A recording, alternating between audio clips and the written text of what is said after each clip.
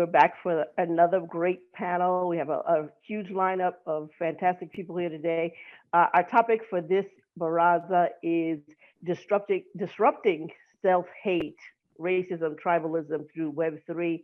And what I would like is for each of my guests to do a quick, maybe 2 minute, no more than 2 minute introduction of themselves, and then we'll hop right into the topic. We'll start with Dr. Tyreen Wright, then go to Pascal Atazama, then to Michael Abraham, and then to Kevin, and then to Robbie. I was asking actually if I could go second to last. You didn't see me in the chat there. Oh, I'm sorry.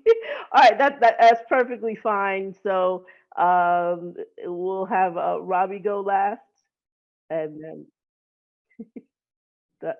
that's fine. You can start the introductions.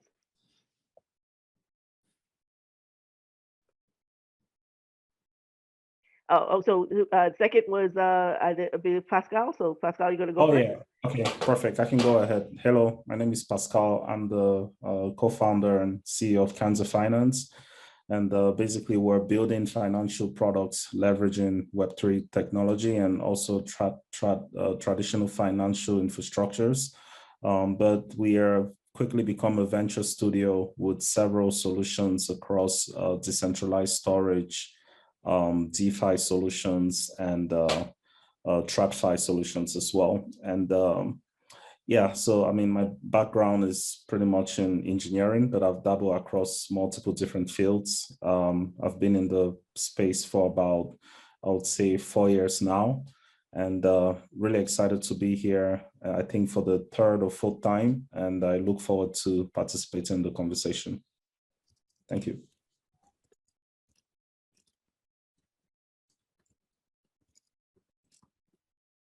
Kevin, I believe. So we're up to me. Very good. Dr. Kevin Washington, also known as Mwata Kairi. I'm an African-centered psychologist engaged in the process of understanding the human psyche from an African-centered perspective. And so we look at the dynamics of trauma on the psyche of people of African descent, whether it is in the on the continent of Africa or throughout the African diaspora. The fundamental reality that we operate from is that we must engage in therapeutic healing techniques that involve the psyche, the essence of our people, and not utilize alien constructs to realign ourselves with our divine purpose. And so I'm the former chair of psychology and sociology at Grambling State University, and I'm also the CEO and founder of an organization, well, Roots Africa, but also an organization known as NANSAPO, which deals with the development of therapeutic techniques called Ubuntu psychotherapy. And Roots Africa, we take people to the continent of Africa, actually to make the fundamental connections in the Gambia with the divine essence of who they are, but also talk about economic development and growth. So we challenge the notions of tribalism in the context of even the diasporan tribalism. And we look at economic growth and development for ourselves here in the US as well as on the continent. And so that is a major form of our work, is to be able to make the connections between us and the Africans on the continent for economic liberation. Michael. Hi, I'm Michael Abraham. I am the NFT lead with the Tigray Art Collective. Working on an NFT mixed media project, attempting to bridge the gap and fundraise money for an active civil war conflict happening in the Tigray region of Ethiopia. We are mixed media artists, so not just digital, but also physical printed artist. I'm a technologist myself. I have a background in product management and also business development in the Web3 space. Robbie. Hey everyone, my name is Robbie Greenfield, CEO and co-founder of Umoja Labs. My background, been in the blockchain space since 2011, started with Bitcoin scripting, later became the head of social impact at Consensus, where we deployed blockchain-based products across around 17 emerging markets, and now focus on building crypto-enabled payments infrastructure purpose-built for informal markets, specifically targeting the aid sector and agribusiness sectors across Eastern Africa. And Dr. Wright. wherever you all are. My name is Dr. Tyreen Wright.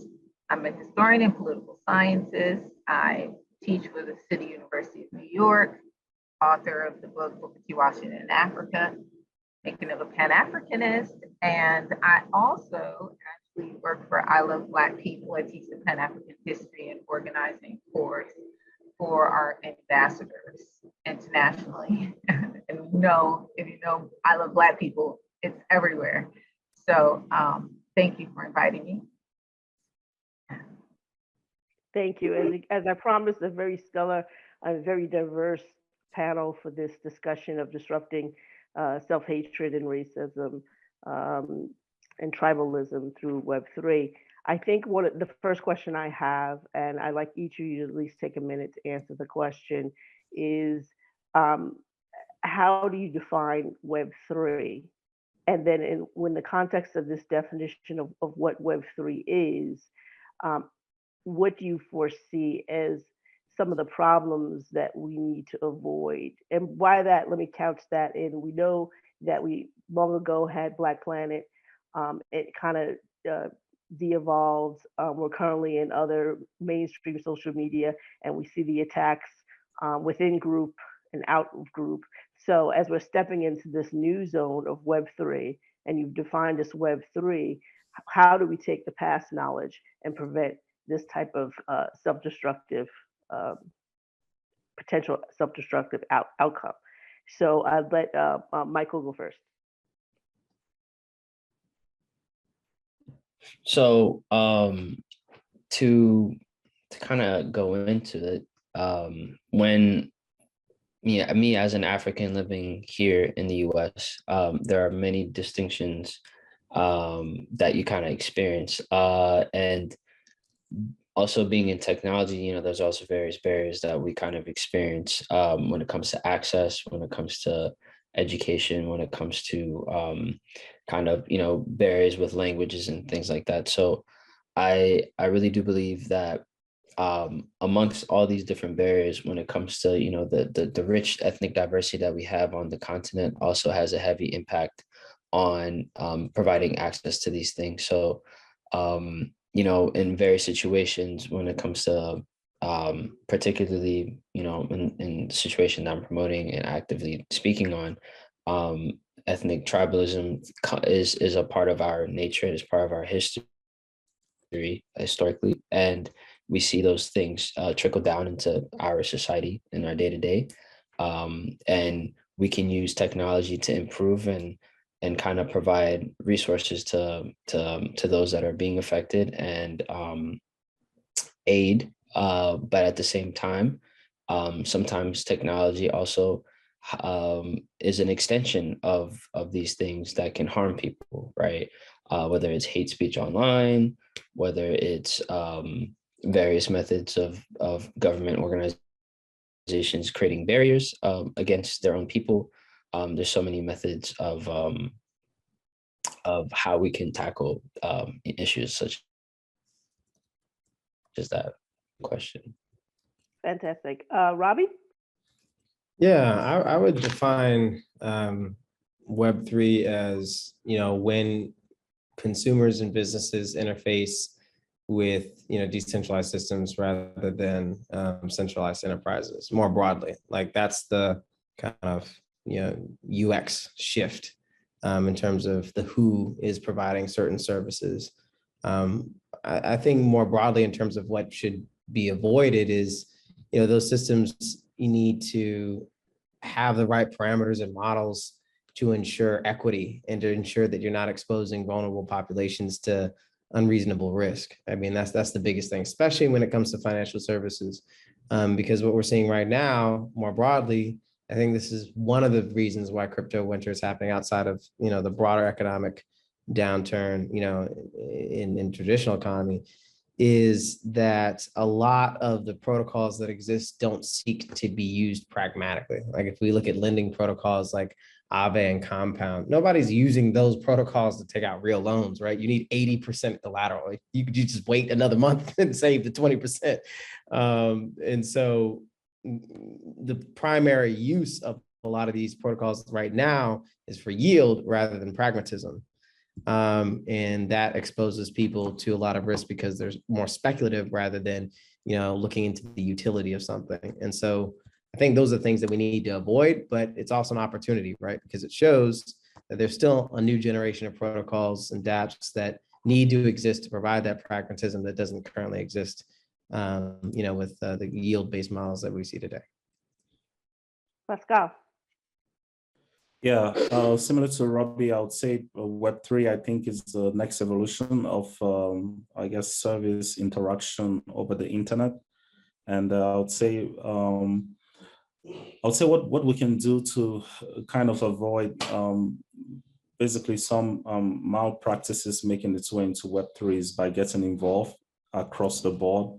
I think there's kind of a limitation. I think with the internet, right? For example, there was just weren't as involved from infrastructure standpoint, innovation standpoint, and in some instances, a consumption standpoint, right? There were massive amounts of people that, especially in emerging markets in the African continent, that cannot access the internet. So I think with Web3, the way we kind of like avoid this and make sure that the bias doesn't impact us as much is by building and also consuming what we build, right? And I agree to what Robbie said, doing so in a manner where we're tying that around real use cases and real value creation for people. Okay. Just for clarity's sake, that we also want to talk about, what we do to each other.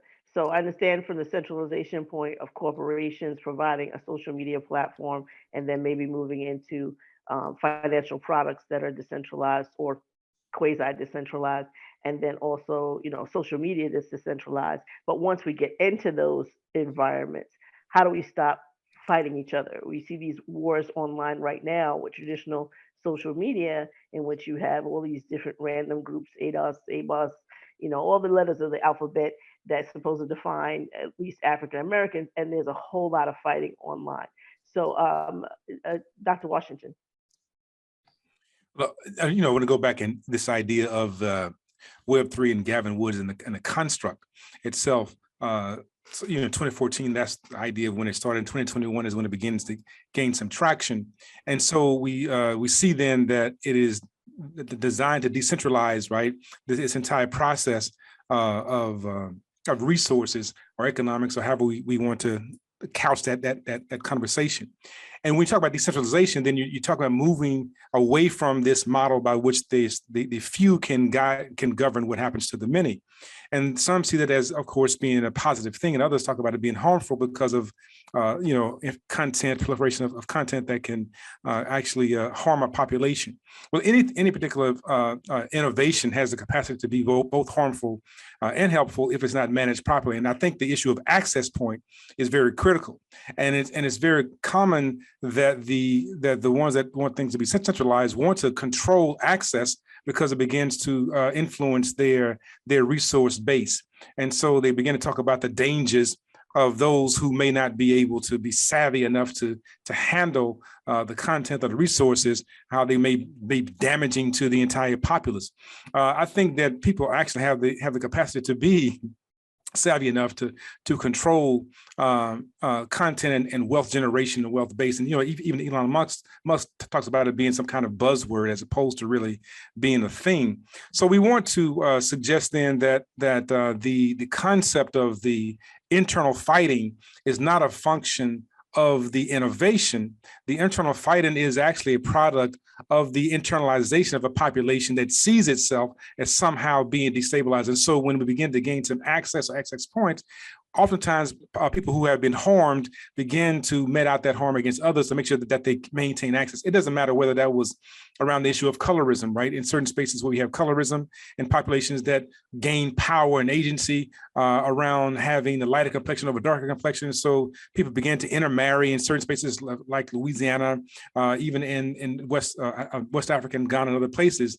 People began to intermarry so that they can maintain their currency, their exchange, their resource value, or their access point to power structure. So we have to understand then that the inner fighting is not a function of the technology, but it's a fighting of the psyche, the psychological function of a population that has not seen itself as having access. And now that it has a semblance of power, it will begin to impose the hurt and pain that it has encountered onto others. And so our real goal is to make sure that people have not only the access point, but they also understand the idea of the scalability of such, the privacy of such, and their real impact in the world through the efficient use of the resource. And that, I think, is a major part of Web3, is that it begins to let people have this access, but also we have to make sure people feel empowered to use it properly in order to enhance the value of themselves and others at the same time. Thank you. And Dr. Wright, how do you define Web3, and then how do we stop within this new world of Web3 de-evolving into tax among one another? Well, when I think of Web3, I think it really, the core issue of ownership and allowing access, which is something that probably eludes us in the current time, because as soon as you are in that space, your identity is accessible, right? People, they can locate you. You have IP, you have all of that. I mean, so, and we know all about algorithms and things of that nature that identify us and tailor information to suit us and eliminate information that perhaps they don't want us to see or have access to, so to speak. I mean, we know that our location impacts how we experience the virtual reality, even though we think that we'd like to think that we can access something all the way on the other side of the world, but there is essentially things that keep you from doing that, particularly your IP address or your location in the world in terms of doing that. So I think about access and ownership. So the fact that you can have some ownership of what you're participating in, you're accessing, whatever you're creating in terms of content. And so those are the characteristics that I would say are defining points for me in terms of Web3. But also too, when we think about having to be identified in a world that is, essentially influenced and impacted by white supremacy and culture, we also know that removing, the ability to identify and locate people also, or give people sort of anonymity as opposed to the way it functions now, we know that that could be an advantage to us in many ways, but also removing those identities that are problematic amongst us, right? One of the things that the ambassadors and I Love Black people always want me to get to when I'm teaching the Pan-African History and Organizing course is how do they overcome this very issue of tribalism and ethnic conflict. And so likewise, it provides some level of, I guess you could say, anonymity or not divulging one's location and those things that are specific to us ethnically and or nationally in terms of, the African world, whether you're in the US or whether you're on the African continent. So I think those are some of the defining characteristics for me in terms of Web3 and perhaps the benefits for us in terms of a global African world, right? Thank you, Dr. Wright. Actually, building on what Dr. Wright just said, and I'm going to start with Pascal answering this question. And be mindful, we probably only have about 10 minutes left. So I'd like everyone to tackle this question in about a minute or so. But building on what Dr. Wright said, isn't there still a financial impediment for even those of us who made the choose to be anonymous in terms of being able to build in this Web3 environment? How do we overcome that? We've always been short on funding in terms of the .com era, the original .com era. So now we're entering into Web3, which, is it in terms of creating platforms is not inexpensive. So how are we going to manage this financial burden that we currently have? Pascal. Okay, I would say there are probably two ways to it. There is where can we transform, right? The routes to where we spend the most, right?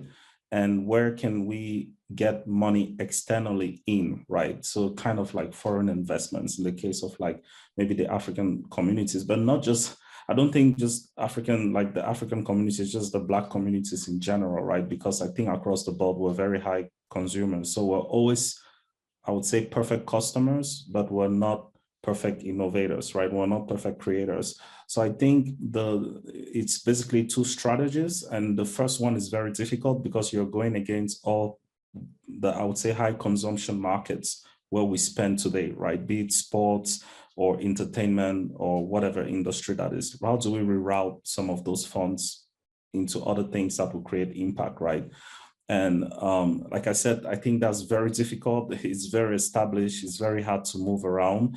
The second option is how do we basically sell the story, right? To get access to funds externally, which I think has been pretty much the staple for a lot of builders in the space today. Let's go with Robbie. Yeah, I would agree. I mean, I think we're always going to have the burden of, needing to prove traction before we get, financing, to build platforms. That's just how it is, unfortunately.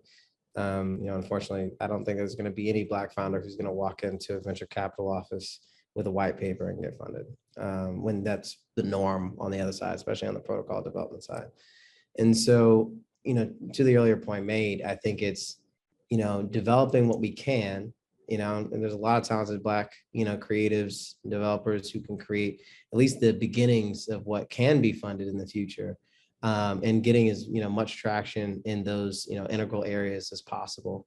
So obviously, if it's in the context of sub-Saharan Africa, high, potential areas are things like smallholder farmer financing, or insurance, in this financial services side, in, Western culture, when we talk about African Americans, or in any, people of the diaspora that live in the Americas or Europe, we're likely talking about more culture, or commerce-based things in terms of, the value that our communities naturally create and what percentage of that value that we actually get, and or how affordable it is to, get certain services or access to things.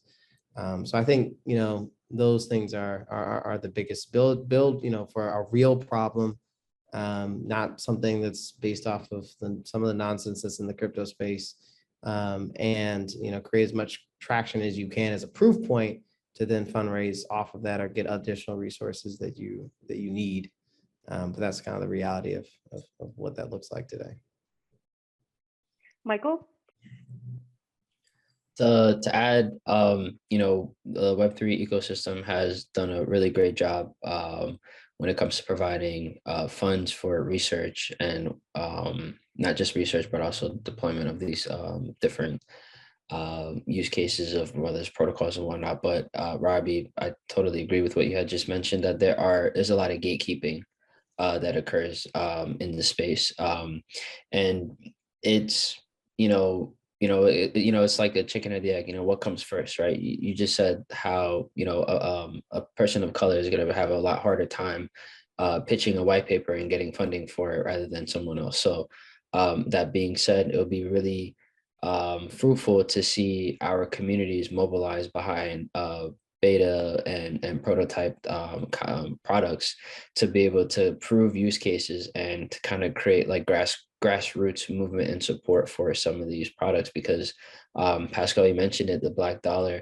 whether it's here or anywhere else, it's very significant, and it does follow a lot of, and it does impact a lot of industries. So how can we redirect that into these spaces and then kind of prove use cases, whether it's beyond remittances, you mentioned insurance and things like that, and how we can build this infrastructure of these financial services to the diaspora, and being able to, for those people in the diaspora, be able to reinvest that money back into the continent and create this fluid connection where we are not dependent on the fiat currencies that are controlled by the colonial past powers. Dr. Wright.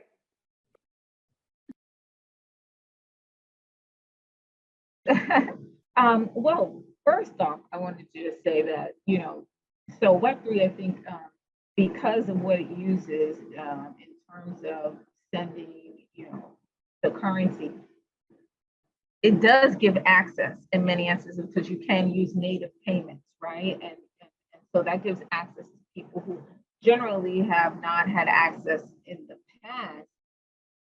So in terms of, just, I'm sure everybody understands this, currently Web2, you have to have a bank account, so on and so forth for access. Okay, there's always a third party involved. So Web3, you can use tokens, Ethereum, to send money directly, all of those things. And so I think that allows for access, but I think, and that allows us to build, and obviously you understand the ownership aspect of Web3.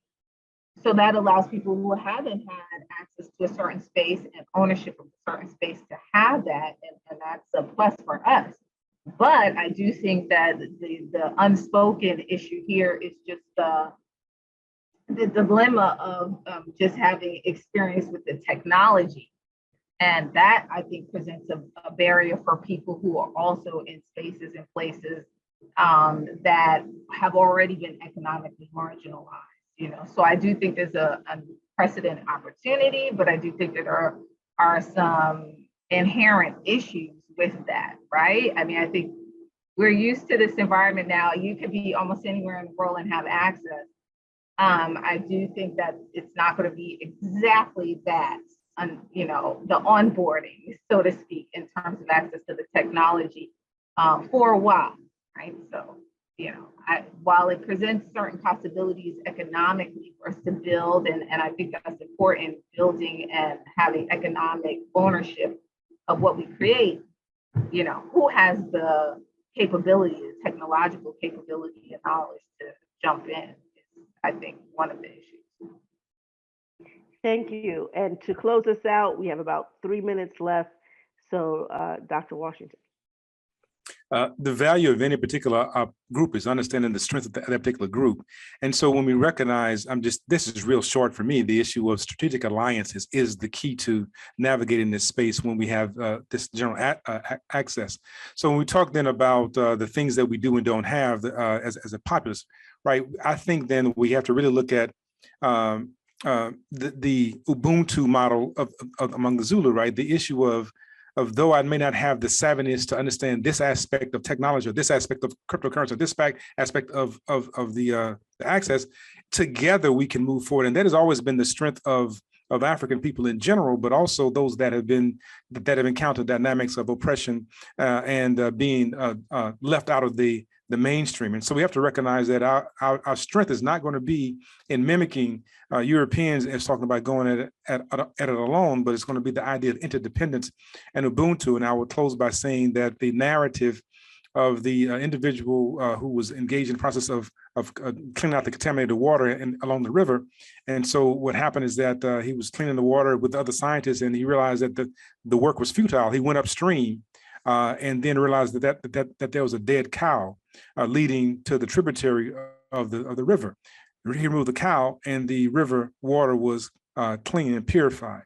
My point is, too many times we spend our lives being downstream trying to detoxify something. We should be going upstream to remove that which is contaminated in the entire process.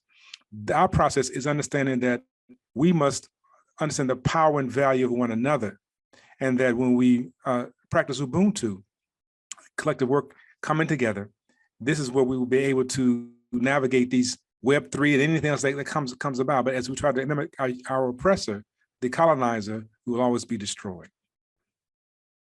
Thank you. I'd like to thank this wonderful panel. I mean, the time was way too short. Very varied backgrounds of Pascal, Robbie, Dr. Washington, Dr. Wright, and Michael as well. I just want to close out by saying that, I hope going forward, we will kind of move away from some repetition of terms that we have kind of digested. I felt it coming from Robbie. I felt it coming from Pascal and Michael. Main reasons why I let them go first is because you guys are younger. The thing that I fear that is being digested a little too much is this: we have to prove ourselves. No, you don't. No, you don't. You already have what you need, and what you don't have, you can pull from the underworked among us who have the degrees to be able to do it. The difference is funding. difference is getting the funding. And if that means going to within the African population, because it's a wealthy African population, it's a wealthy African American population, a wealthy Caribbean population, and saying, hey, stop looking at what mainstream social media is doing and producing and waiting for the Googles and stuff. We're here. We have the degrees. I can put a team together. I already know I have this certification, this certification. If what I don't have, I know 10, 15 other people because we're all out of work and we're all underfunded. So stop repeating this notion that we have to prove and build ourselves by the bootstraps because we know daggone well, and Robbie, you said it, most of the time it is not done by that 1% of the white males that graduate from the Ivy League. They just do the handshake. They're in a certain fraternity. They went to the school and they get funded for stuff like bodega cats and other nonsense. So thanks again to this wonderful panel. I hope that other conference attendees definitely reach out to you individually and further pull from the wealth of knowledge that each and every one of you has. Thank you. I'm Deidre McIntyre from Black Blockchain Summit. And this has been the Disrupting Self-Hate, Racism, and Tribalism Through Web3 panel.